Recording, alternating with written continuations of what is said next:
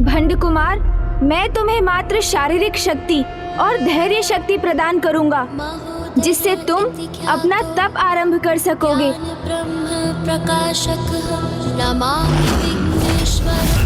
किंतु श्रद्धा शक्ति और आत्म शक्ति तुम्हें स्वयं जागृत करनी होगी, क्योंकि वो शक्तियाँ व्यक्ति को स्वयं अपने भीतर से उत्पन्न करनी होती हैं। अपने सहयोग मित्र के प्रति आपकी ही सुधारता के लिए मैं सदा आपका आभारी रहूंगा मित्र। बस आप मुझे मुख्य शक्तियाँ ही दे दीजिए, अन्य शक्तियाँ वो तो मैं स्वयं ही प्राप्त कर लूंगा। इतना तो चलता है। तो अब तुम अपनी रीढ़ को सीधा रख ध्यान मुद्रा में स्थित हो जाओ।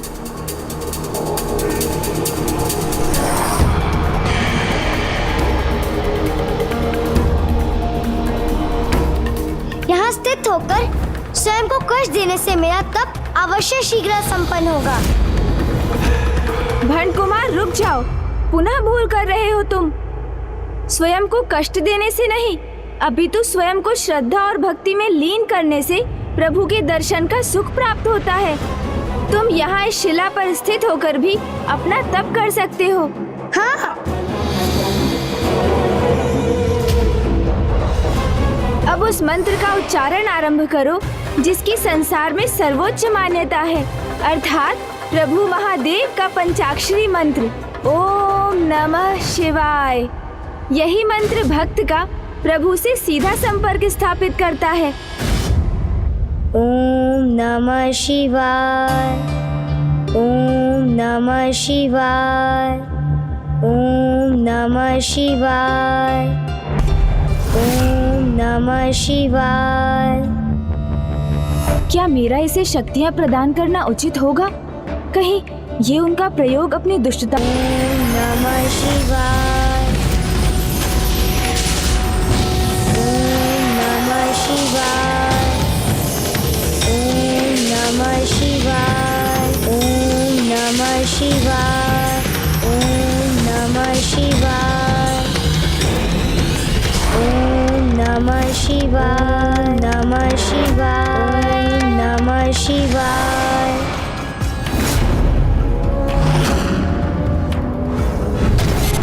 ओम नमः शिवाय।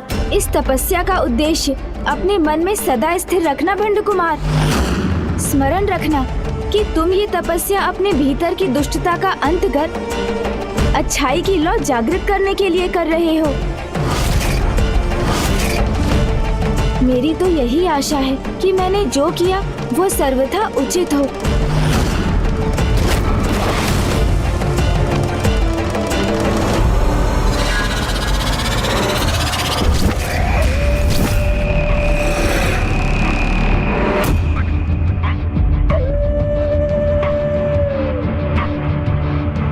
गणेश जी ने कहा था अपने उद्देश्य पर दृढ़ रहना, किंतु मैं तो ऐसे दुष्ट असुर से और क्या अपेक्षा की जा सकती है?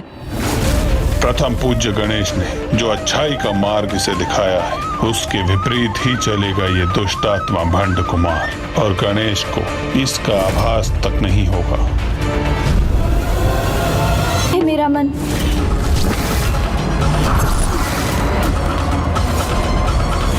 जिन प्रश्नों के साथ यहाँ से गया था, अब उनसे भी अधिक प्रश्नों के साथ लौटा हूँ, और अब तो एक और चिंता जुड़ गई है उनमें कि भंड कुमार को जीवन देकर मुझसे कोई भूल तो नहीं हुई।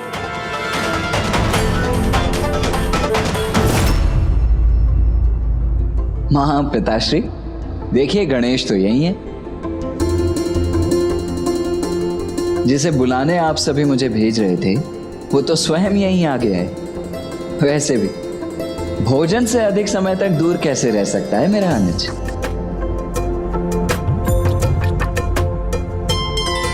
पुत्र गणेश, कहाँ रह गए थे आप? भोजन के लिए सभी आपकी प्रतीक्षा कर रहे हैं।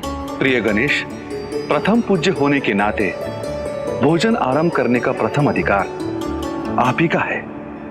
आइए, कृपा करके आसन ग्रहण कीजिए।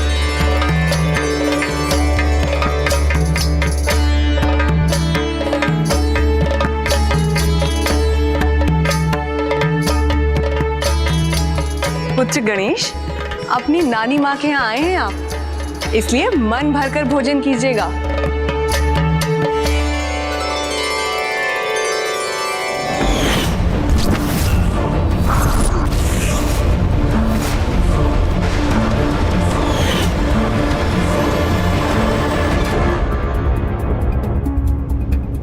हुआ पुत्र गणेश? आप कुछ खा क्यों नहीं रहे हैं?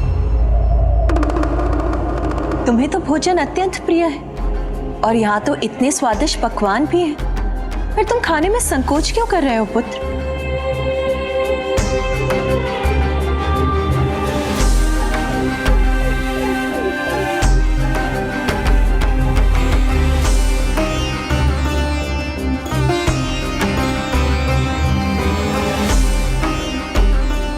पुत्र गणेश, आज प्रथम बार तुम्हारे भोजन में अरुचि का क्या कारण है? क्या कोई चिंता सता रही है तुम्हें? एक नहीं पिताश्री, अनेकों चिंताओं ने घेर रखा है मुझे और वो कम नहीं हो रही है, निरंतर बढ़ती ही जा रही है। रुको पुत्र, भोजन के समय सभी चिंताओं को मन से दूर कर शांत मन से भोजन करना चाहिए। तुम भी ऐसा ही करो पुत्र, फिर तुम्हें अपनी चिंताओं को दूर करने का अवसर भी प्राप्त होगा। उचित है पिताश्री।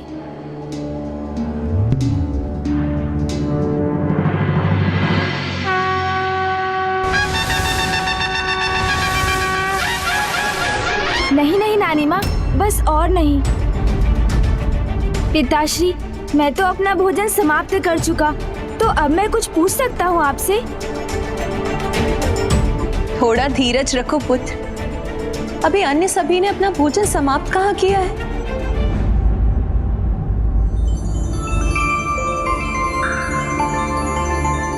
आज सभी को इतना समय क्यों लग रहा है भोजन करने में? सभी शीघ्रता से भोजन करेंगे तभी तो मैं पिताश्री से बात कर सकूंगा।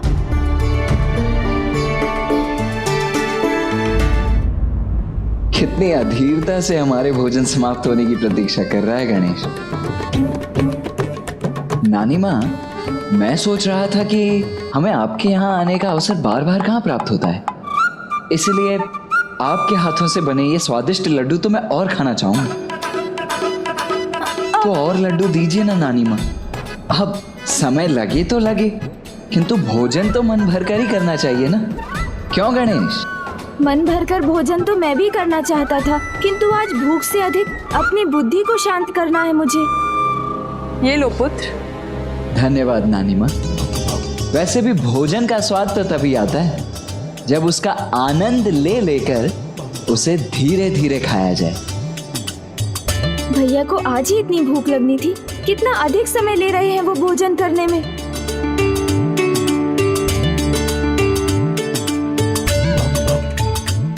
नानी माँ, एक कार्य कीजिए ना, ये सारे लड्डू मुझे ही दे दीजिए।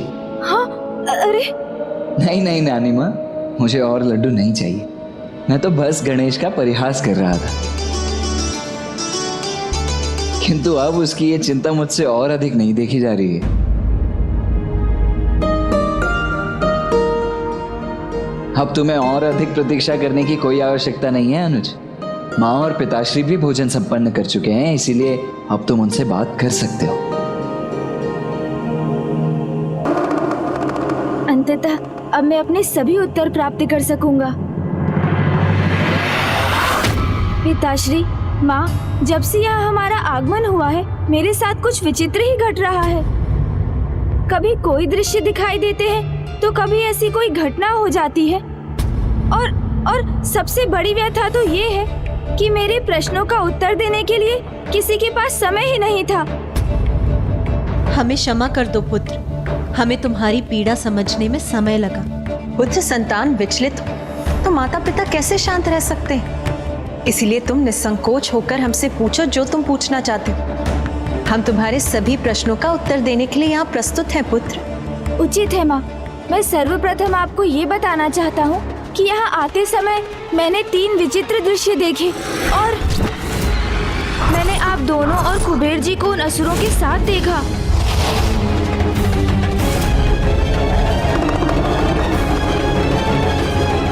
फिर अशांत मन से मैं एक गुफा के निकट पहुंच गया, जहां मैंने किसी की भस्म को आकार देने की प्रार्थना करते देखा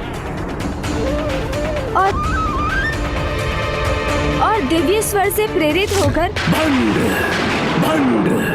भंड उसका नाम भंड कुमार रख दिया।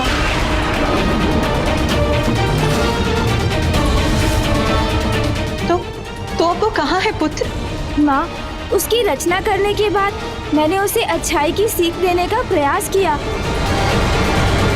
किंतु वो मेरी सभी सीखों के विरुद्ध ही आचरण करता रहा। परंतु अंततः इसके पश्चात उसके भीतर सुधार लाने के उद्देश्य से मैं उसे किसी प्रकार पिताश्री के तप का महत्व समझाकर उसे एक चोटी पर स्थित कराने में सफल रहा, जहां अब वो पिताश्री के नाम का घोर तप कर रहा है। पिताश्री, माँ, आप दोनों ये सुनकर ऐसे स्तब्ध क्यों हो गए? आप दोनों को तो इस प्रकार चिंतित कभी नहीं देखा मैंने। कहीं मुझसे कोई बड़ी भूल तो नहीं हो गई? पिताश्री, माँ, मुझे बताइए ना, क्या कारण है आपके इस प्रकार शांत रहने का? पुत्र गणेश, तुमने भंड कुमार नहीं, दुष्टता के ऐसे पर्याय का सृजन किया है जो अपार शक्ति अर्जित कर कपट, कुटिलता, अधर्म और पाप का ऐसा उदाहरण प्रस्तुत करेगा कि उसके आतंक और अत्याचार से समस्त ब्रह्मांड त्राहिमाम कर उठेगा। तुमने उस भयानक असुर को रचा है जिसे जगत भंडासुर के नाम से जानेगा, भंडासुर के नाम से जानेगा, भंडासुर के नाम से जानेगा, भंडासुर के नाम से जानेगा।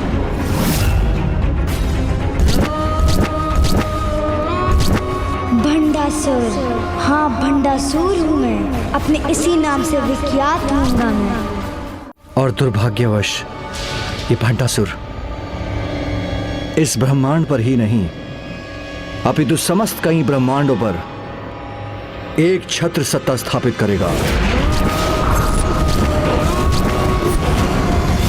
ये मुझसे कैसा अनर्थ हो गया पिताश्री? तो क्या कोई उपाय है इस भंडासुर को रोकने का? और ये कौन से कई ब्रह्मांड की बात कर रहे हैं आप पिताश्री, जिसके विषय में आपने अभी अभी बताया? पुत्र, हम भी तुम्हारी जिज्ञासा पूर्ण रूप से शांत करने में असमर्थ, क्योंकि इस रहस्य का पूर्ण ज्ञान तो हमें भी नहीं है पुत्र। जगत पिता और जगत माता से भी जो रहस्य छिपा है, उसका भेद फिर भला किसे ज्ञात हो सकता है? कौन है जो मेरे इन प्रश्नों का उत्तर प्रदान कर सकता है? कौन है वो? प्रभु है ग्रीव, प्रभु है ग्रीव, प्रभु है ग्रीव।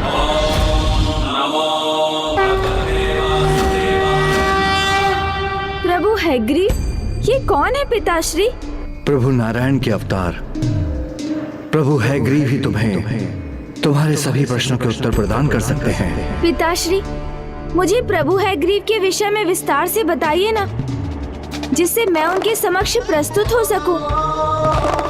उचित है पुत्र, तो मैं तुम्हें उनकी कथा सुनाता हूँ, जिसका आरंभ वैकुंठ में अचानक घटी एक घटना के कारण हुआ था।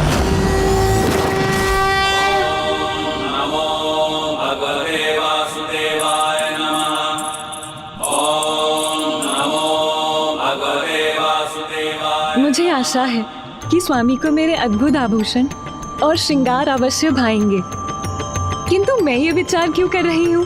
स्वामी तो सदा मेरे सौंदर्य की प्रशंसा ही करते हैं।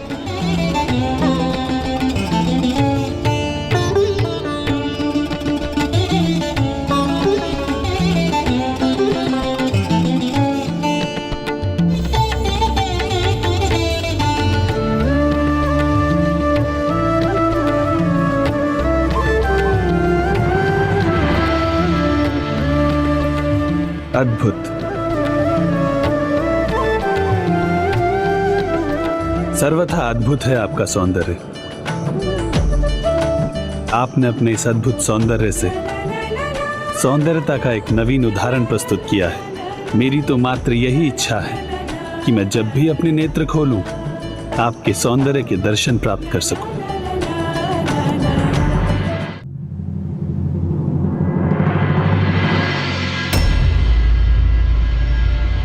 प्रभु तो अपने नेत्र मूंदे अपने शैया पे ही स्थित हैं।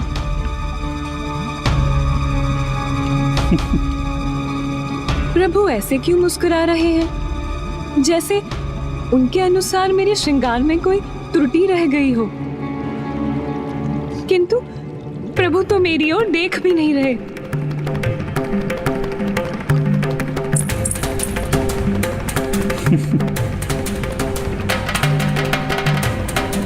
नहीं, कोई त्रुटि नहीं है मेरे श्रृंगार में। तो फिर प्रभु मेरी ओर क्यों नहीं देख रहे?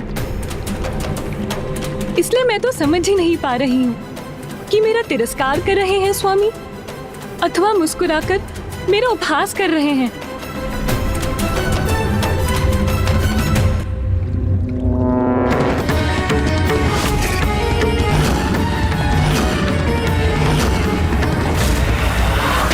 मैंने आपके लिए नवीन श्रृंगार धारण किया और आपने मेरी ओर देखा तक नहीं, और अब इस प्रकार मुस्कुराकर आप मेरा उपहास कर रहे हैं स्वामी।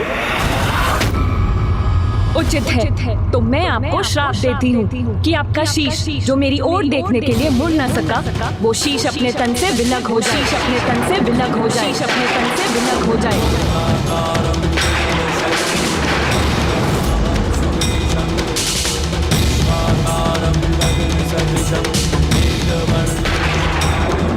मैं आपका उपहास कैसे कर सकता हूँ देवी? मैं तो अपने ही ध्यान में मग्न था। तो मैं आपको श्राप देती हूँ कि आपका शीश जो मेरी ओर देखने के लिए मुड़ न सका, वो शीश अपने तन से विलग हो जाए। ये क्या कह दिया मैंने? स्वामी को इतना निष्कारी श्राप दे दिया। ये क्या हो गया मुझसे? ये क्या हो गया?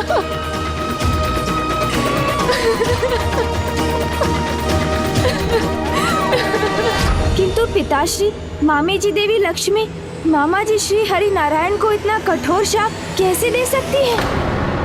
इसका नियंत्रण तो उनके हाथों में जो इस संसार की सर्वोच्च शक्ति है। तब इसका आभास देवी लक्ष्मी को नहीं था, किंतु प्रभु श्री हरि नारायण को इस सत्य का आभास हो रहा था।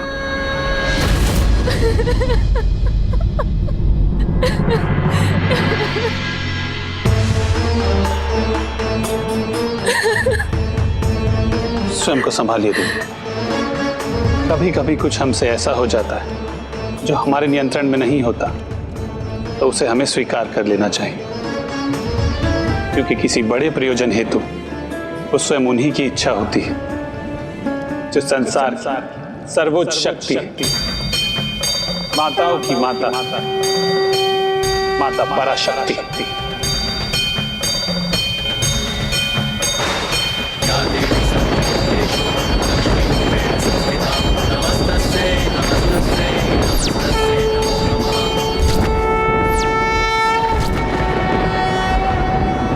अरुणां करुणां तरंगिणीं ताक्षीं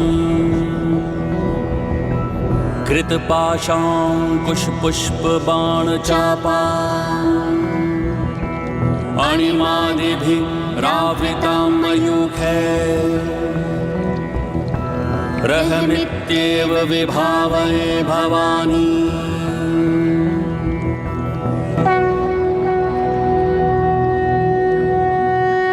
देवी लक्ष्मी, आप चिंता त्याग दीजिए, क्योंकि इस संसार की समस्त घटनाएं मेरी इच्छा के अनुसार ही होगी। आज आपने जो भी कहा वो भी मेरी इच्छा के अनुसार ही हुआ, और आज की ये घटना इसीलिए अनिवार्य थी क्योंकि इस घटना के ही आधार पर संसार का भविष्य निर्धारित हो।